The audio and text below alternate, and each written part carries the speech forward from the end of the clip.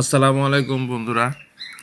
আজকে আপনাদের নিয়ে যাচ্ছি আমাদের বাসার ছোট্ট পাখি রাজ্যে।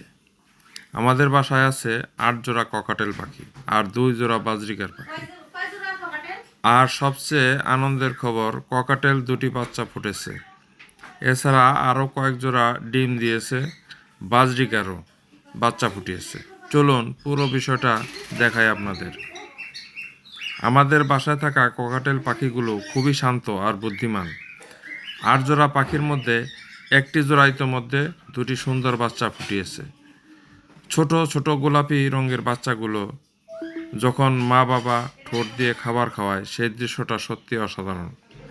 আরও কয়েক জোড়া ককাটেল ডিম দিয়েছে।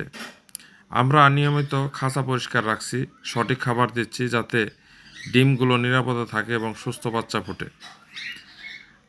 আমরা তাদের দিচ্ছি ভুট্টা, বাজরা, সূর্যমুখী বীজ আর ক্যালসিয়ামের জন্য কাঠলবণ। সঠিক যত্ন আর পরিষ্কার পরিবেশই পাখির বংশবৃদ্ধির সবচেয়ে বড় চাবিকাঠি। এবার আসি আমাদের বাজরিগার পাখির কথায়।